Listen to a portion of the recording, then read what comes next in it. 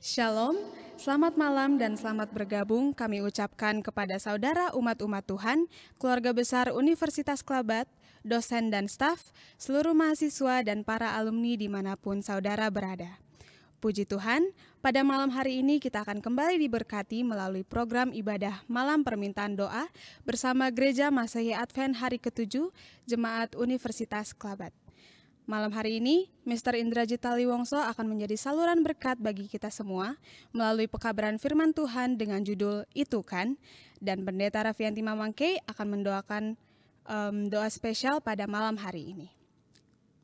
Saudaraku, untuk mengawali ibadah kita malam ini, mari kita tunduk kepala sejenak di jam 777 ini dan berdoa dalam hati kita masing-masing.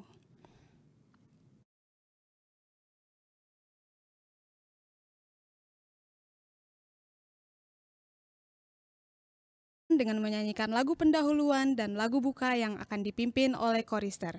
Selamat beribadah, Tuhan memberkati. Sebagai lagu pendahuluan, kita nyanyikan di dalam lagu Sion edisi lengkap nomor 171, kita akan dijamu oleh Raja, satu stansa saja.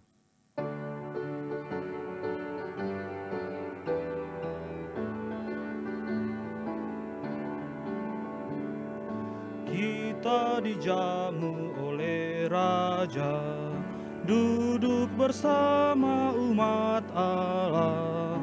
Sudahkah engkau bersedia? Kelak Raja datang. Kelak Raja datang, datang. Kelak Raja datang. Sudahkah engkau bersedia? Kelak Raja datang.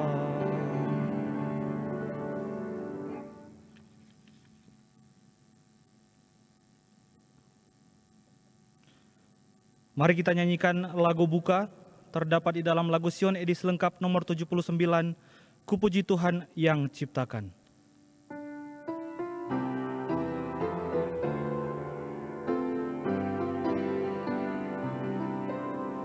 Ku puji Tuhan yang ciptakan gunung dan lembah, yang menghamparkan samudra dan bentangkan mega. Matahari bercahaya menurut perintahnya, bintang bulan turut serta nyatakan kuasanya.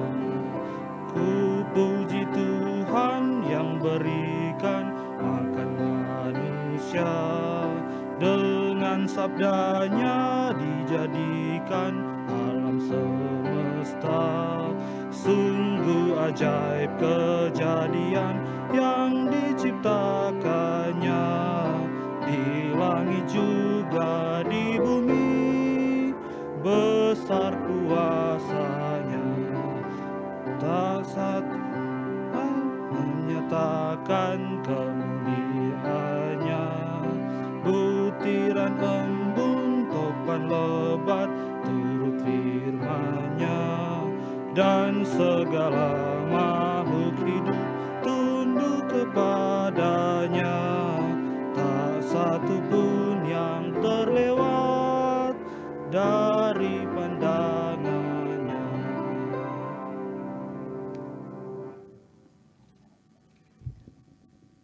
Mari kita satu dalam doa. Segala pujian syukur, limpah banyak terima kasih kami panjatkan kepadamu Bapa atas pimpinan penyertaan-Mu pada masing-masing kami boleh tiba pada malam hari ini dengan tidak kurang suatu apapun. Tuhan, saat ini kami akan memulaikan acara permintaan doa kami. Kami mohon Engkau mau bersama-sama dengan kami sepanjang acara ini. Kami berdoa khusus untuk pembicara, kiranya Roh Kudus-Mu bersama-sama dengannya agar Dia boleh berkata-kata seturut dengan kehendak-Mu saja. Kami mau menyerahkan sepanjang acara ini ke dalam tangan-Mu. Terima kasih atas pengampunan dosa yang Engkau selalu berikan pada kami. Di dalam nama Yesus, Tuhan dan Juru Selamat kami. Amin.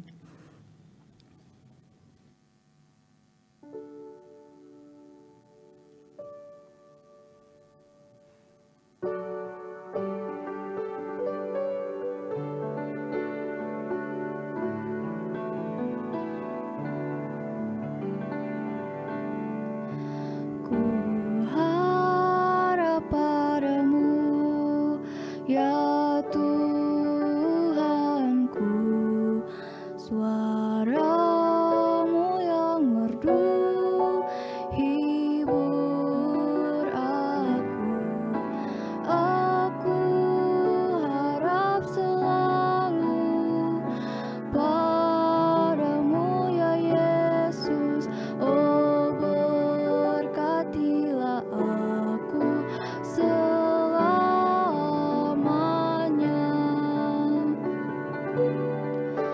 Ku harap padamu datang hampir di pencobaanku. Tuhan hadir. Aku harap selalu padamu ya Yesus. Oh, berkatilah aku selamanya.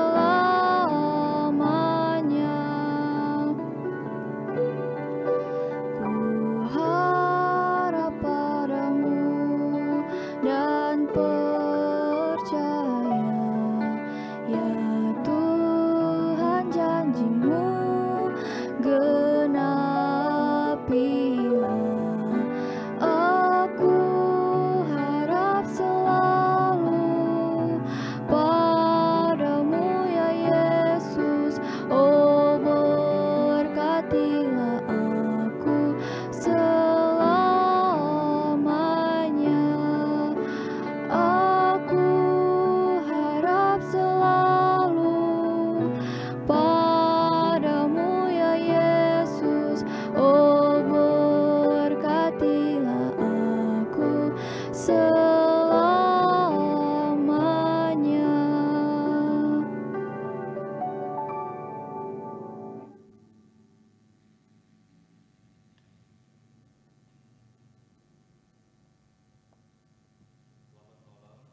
Pada seluruh sahabat Ungklab Media, teman-teman mahasiswa, dosen dan staf yang bergabung bersama dengan kita pada acara tengah minggu ini. Saya sangat bergembira kita semua bisa berada di tempat ini untuk memuji membesarkan nama Tuhan dan mendengarkan sebagian dari firman Tuhan.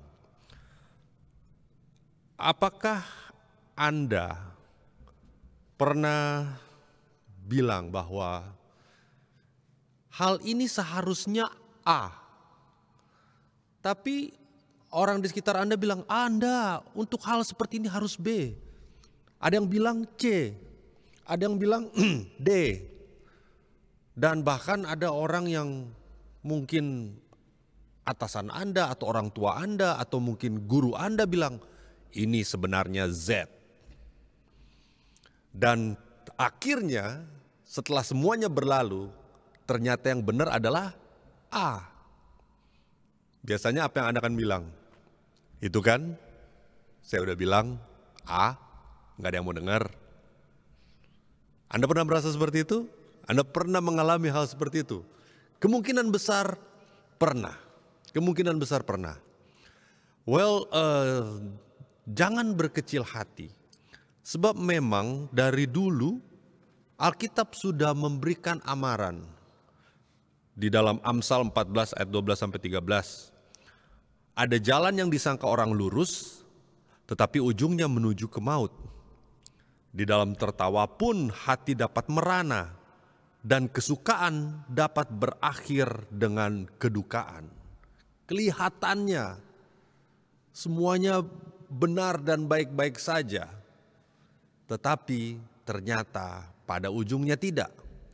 Dan yang hebatnya adalah ternyata Amsal 2 kali menuliskan hal ini. Tadi di Amsal 14 ayat 12, sekarang di Amsal 16 ayat 25. Ada jalan yang disangka lurus tetapi ujungnya menuju maut. Sama. Biasanya hal yang sama artinya penting. Nuh sebelum datangnya air bah memberikan amaran bertahun-tahun sambil bahtera dibangun.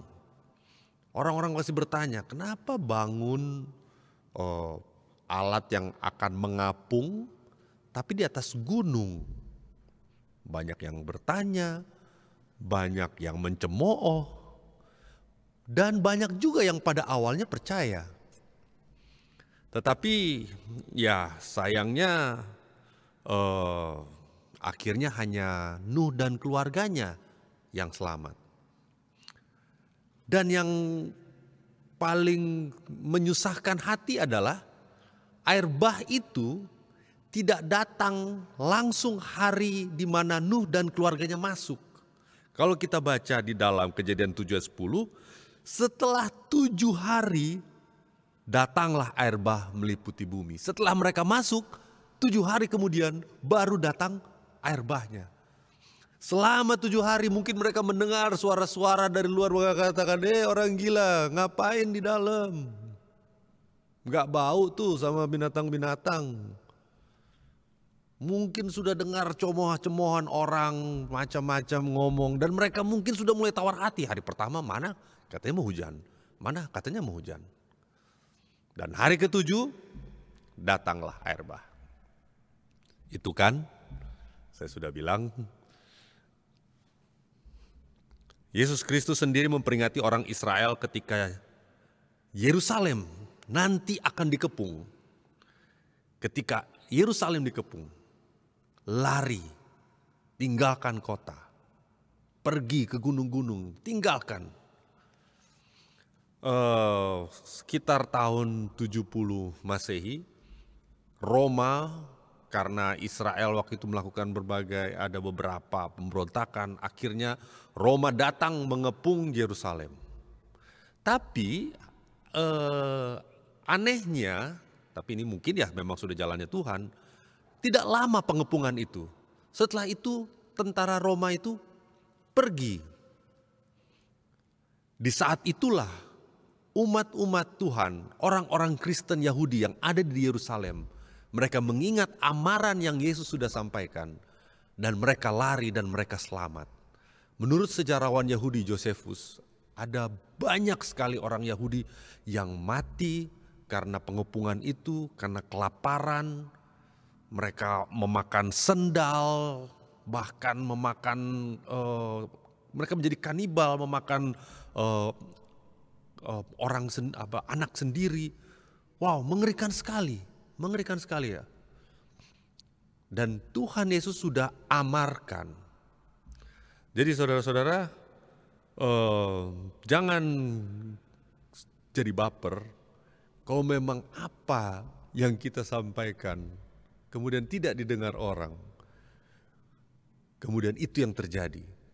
Justru kita harus berempati, memberi rasa kasihan kepada orang-orang yang tidak mengetahui apa yang sebenarnya adalah kebenaran. Kedua, apakah Anda pernah berbuat suatu hal yang baik, namun dianggap suatu hal yang salah? Kebaikan Anda dianggap suatu kesalahan ataupun bahkan dianggap suatu kejahatan. Dalam Yesaya 53 ayat 2-5, sebagai taruk ia tumbuh di hadapan Tuhan dan sebagai tunas dari tanah kering. Ia tidak tampan dan semaraknya pun tidak ada sehingga kita memandang dia dan rupa pun tidak. Sehingga kita menginginkannya, ia dihina dan dihindari orang. Seorang yang penuh kesengsaraan dan yang biasa menderita kesakitan. Ia sangat dihina sehingga orang menutup mukanya terhadap dia dan bagi kita pun dia tidak masuk hitungan. Tetapi sesungguhnya penyakit kitalah yang ditanggungnya dan kesengsaraan kita yang dipikulnya. Padahal kita mengira dia kena tulah, dipukul dan ditindas Allah. Tetapi dia tertikam oleh karena pemberontakan kita. Dia diremukkan oleh karena kejahatan kita. Ganjaran yang mendatangkan keselamatan bagi kita ditimpakan kepadanya dan oleh bilur-bilurnya kita menjadi sembuh. Ini adalah sebuah nubuatan akan datangnya Mesias, akan pengorbanan dari Mesias. Disalah mengerti, masa raja di atas segala raja, masa Mesias, masa yang diurapi, itu lahir di kebun, di kandang binatang. Masa yang dikatakan akan menjadi pemimpin berasal dari keluarga yang miskin? Masa banyak kesalahpahaman yang dialami oleh Yesus. Belum lagi ketika Yesus berhadapan dengan ahli-ahli Taurat, orang-orang Farisi. Dia menyembuhkan orang pada hari Sabat, dianggap melanggar. Begitu sering dia disalah mengertikan. Matius 5 ayat 11-12. Berbahagialah kamu jika karena aku kamu dicela dan dianiaya dan kepadamu difitnahkan segala yang jahat. Bentuk aniaya tidak selamanya dalam bentuk aniaya fisik. Bisa saja kita dianiaya secara mental, secara verbal, dibully, atau difitnah. Itu adalah salah satu bentuk aniaya juga. Bersukacita dan bergembiralah karena upahmu besar di sorga. Sebab demikian juga telah dianiaya nabi-nabi yang sebelum kamu. Seorang penulis Kristen menuliskan dalam buku Testimoni Jilid 6, para pelayan dan guru-guru di gereja Tuhan harus merepresentasikan, mewakilkan kasih Allah kepada dunia yang sudah jatuh. Dengan hati yang luluh, yang penuh dengan kebenaran, setiaplah semua orang yang berbuat salah diperlakukan dengan lemah lembut di dalam Kristus. Ini adalah suatu hal yang sulit. Saudara-saudara sekalian, saya menyampaikan firman ini bukan karena saya sudah satu kaki di sorga dan satu kaki di bumi ya. Saya masih di bumi dan saya juga memiliki banyak kesalahan. Saya berbagi ini mengajak kita, termasuk saya, untuk bagaimana kita bisa membenahi kehidupan kita. Karena ini adalah sulit. Menjadi orang Kristen tidaklah mudah. Jalan menuju salib adalah jalan setiap orang Kristen. Karena Kristen artinya pengikut Kristus. Dan Kristus jalannya menuju ke salib. Dan itulah sebabnya Yesus katakan, pikul salib. Kalau mau ikut dia, sangkal diri, pikul salib. Lanjut, penulis itu berkata bahwa kalau ada yang di antara kita berbuat kesalahan, seperti tadi mungkin salah mengartikan apa yang kita perbuat, dikatakan jangan kita mencela atau menghina mereka. Nah, saudara-saudara sekalian, kita harus bedakan mencela, menghina dengan menegur. Ketika orang-orang Farisi melakukan kesalahan, Yesus menegur mereka. Tapi Yesus tidak pernah menghina atau mencela mereka. Dan dikatakan di sini bahwa Yesus ketika dia memberikan teguran, there are tears in his voice. Suaranya itu mengandung seperti ada tangisan di dalam suaranya. Karena dia menegur out of love, di dalam kasih, bukan emosi, di mana saya dan mungkin kita pada umumnya sering lakukan. Dikatakan ingat bahwa kita ini dulu juga orang yang berdosa. Kita harus mewakilkan Yesus di dalam kelemah lembutan. Dan dikatakan di sini bahwa kita harus kita harus memiliki ekspektasi bahwa ketika kita melakukan kebenaran, akan ada orang yang tidak percaya dan akan ada yang menentang, akan ada oposisi, akan ada yang tidak percaya. Itu adalah resiko mengikut Tuhan. Itu adalah resiko hidup di dalam kebenaran. Tapi sekali lagi, jangan kita menghina atau mencela orang yang menentang kita. Karena seperti Rasul Paulus sebelum dia bertobat, ketika dia menganiaya, menangkap orang-orang Kristen, dia pikir, dia bekerja, dia lakukan ini semua untuk Tuhan. Kemudian pertanyaannya adalah, saya lakukan ini, tapi sering saya mengalami kesusahan, sering mengalami kekecewaan, saya sering baper. Bagaimana caranya supaya ketika saya menghadapi oposisi, ketika saya tidak dipercaya, bagaimana supaya saya tetap teguh di dalam iman saya kepada Tuhan? Sebelum kita memikirkan tentang orang lain, kesalahan orang lain kepada kita, Mazmur 139 ayat 23-24 katakan, "Selidikilah aku ya Allah, dan kenalah hatiku, ujilah aku dan kenalah pikiran-pikiranku. Lihatlah apakah jalanku serong, dan tuntunlah aku di jalan yang kekal." Sebelum kita lihat kanan kiri, sebelum kita menyalahkan kanan kiri, mari kita selidiki diri kita. Tuhan Yesus pernah menegur orang-orang Farisi. Dia bilang bahwa kamu selumbar di mata saudaramu engkau lihat, tapi balok di matamu sendiri kamu tidak lihat. Semua orang jatuh dalam dosa. Semua umat-umat Tuhan pernah berbuat salah. Rasul Paulus katakan, kalau ada orang yang mengaku bahwa dia tidak berdosa, dia itu adalah pendusta. Rasul Paulus di awal hidupnya dia mengaku sebagai bagian dari orang-orang kudus. Kemudian dia mengaku dia sebagai rasul. Tapi ketika dia sudah semakin mendekati akhir hidupnya, ketika dia sudah semakin dekat dengan Tuhannya, Rasul Paulus katakan bahwa di antara orang pendosa, akulah pemimpinnya. Semakin kita dekat dengan terang itu, semakin kita akan melihat borok-borok dosa yang ada dalam hidup kita. Sehingga kita tidak ada waktu lagi untuk melihat atau membandingkan dengan borok-borok atau dosa orang lain.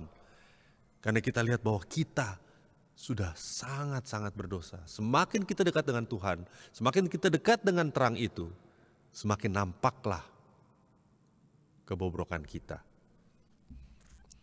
Jadi, bagaimana supaya kita tidak baper? Lihat dulu, evaluasi dulu diri kita sendiri.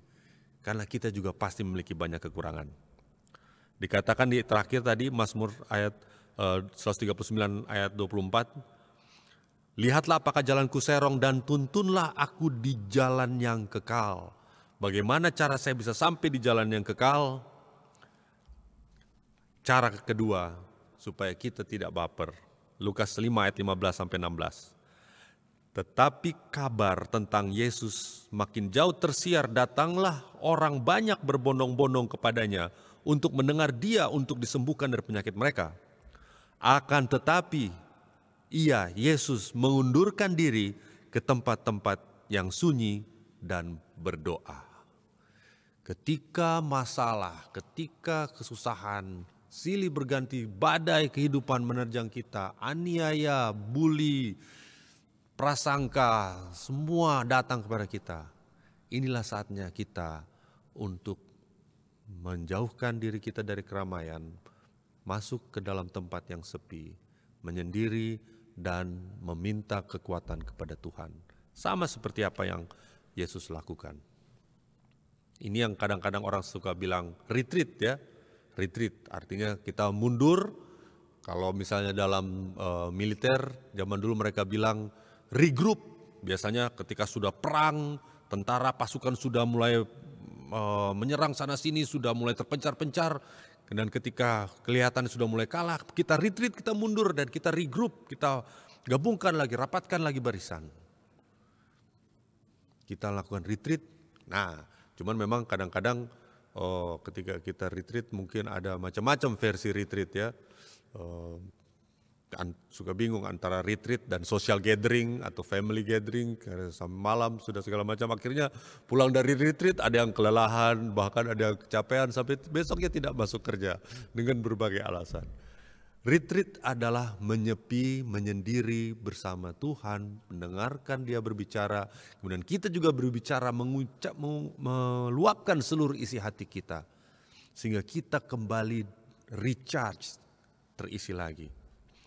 Markus 1 ayat 35, pagi-pagi benar waktu hari masih gelap, ia Tuhan Yesus bangun dan pergi keluar. Ia pergi ke tempat yang sunyi dan berdoa di sana. Cari tempat sunyi kita, di mana tempat yang paling pas untuk kita bisa bersama dengan Tuhan. Tuhan mengasihi kita.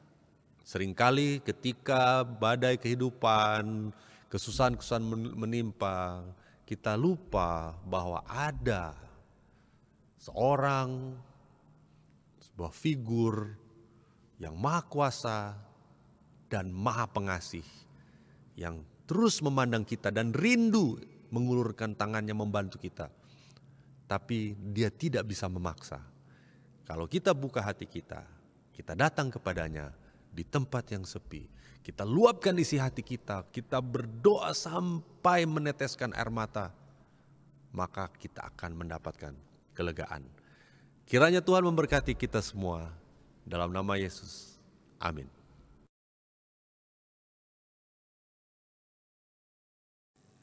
Umat-umat Tuhan, Jemaat Universitas Kelabat, serta sahabat Unklab Media dimanapun Anda berada. Saat ini kita akan menghadap Tuhan, mari kita tunduk kepala dan berdoa bersama-sama. Mari berdoa.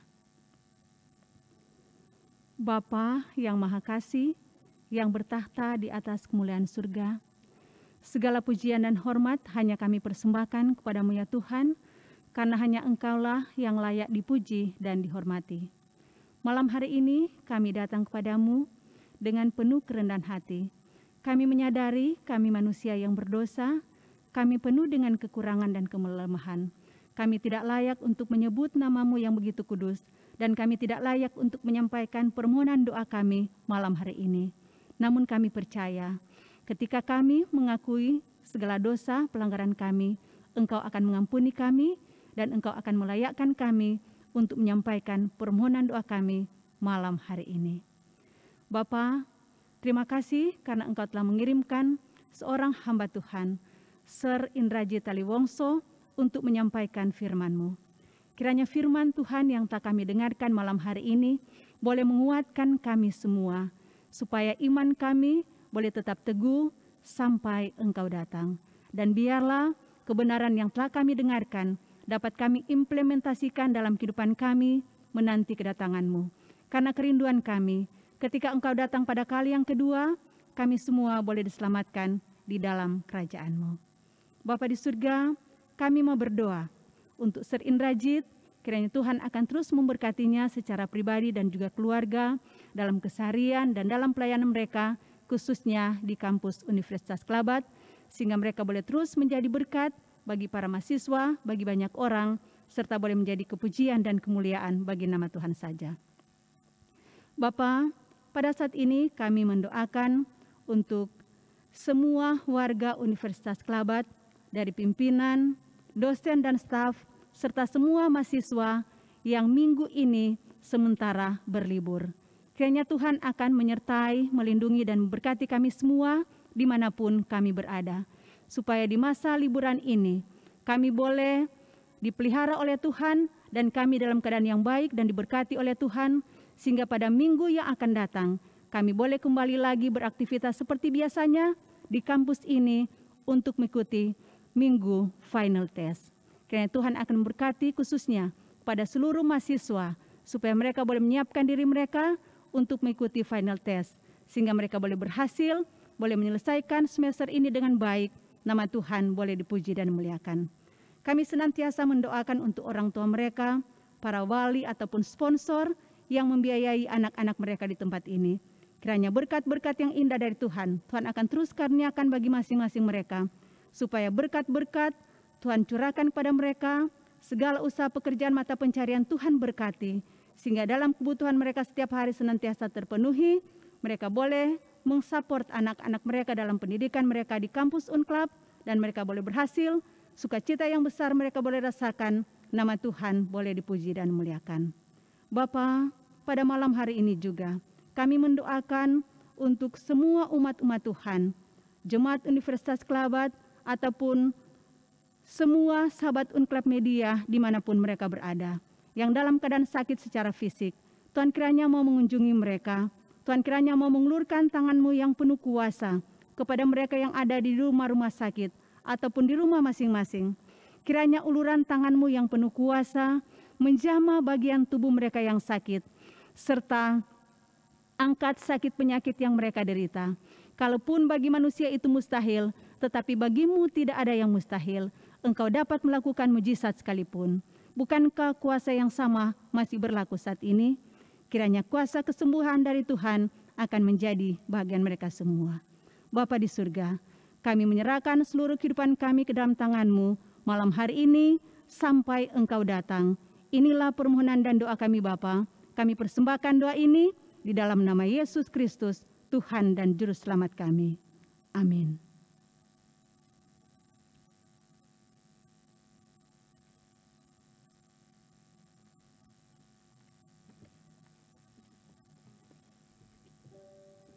Untuk menutup ibadah kita pada malam hari ini, kita menyanyikan lagu Sion edisi lengkap nomor 93, Rahmat Tuhan.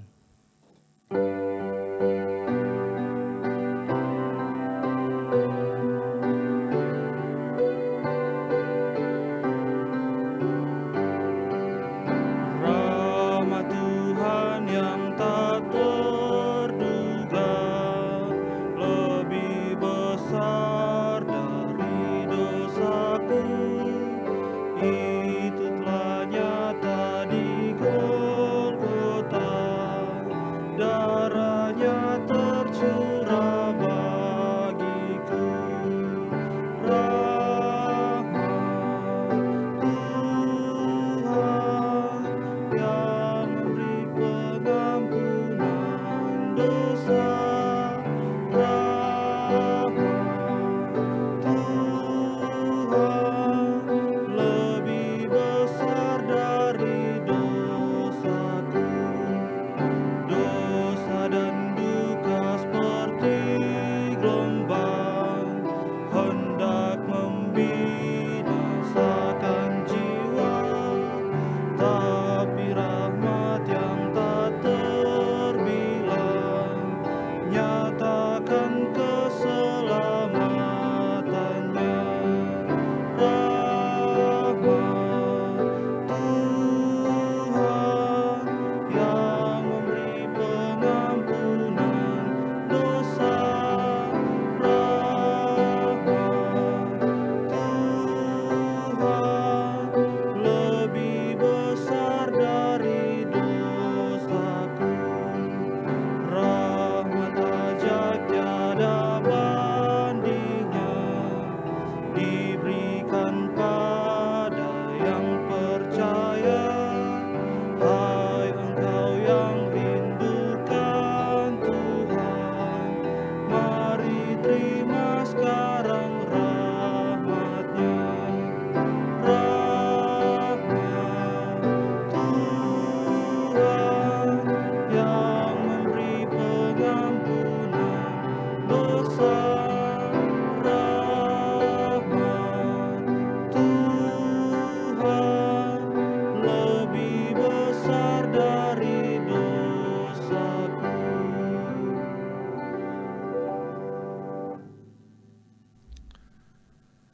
Kita bersatu dalam doa.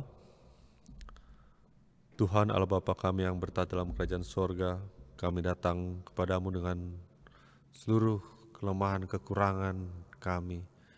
Kami sadar Tuhan bahwa kami manusia yang penuh dengan dosa, penuh dengan kekurangan, penuh dengan kelemahan. Tapi kami percaya bahwa Tuhan mau mengangkat kami, dan kami mau Tuhan untuk Engkau tolong mengangkat kami dari lumpur dosa ini. Tolong kami Tuhan, agar kami bisa senantiasa hidup selalu senantiasa seturut dan kehendak-Mu. Karena melalui jalan mulah kami mendapatkan keamanan yang sebenarnya. Ketika kami berjalan mengikuti perintah-perintah-Mu, disitulah kedamaian yang sejati akan didapatkan. Kami mau itu Tuhan, karena itu kami mohon bantuan-Mu.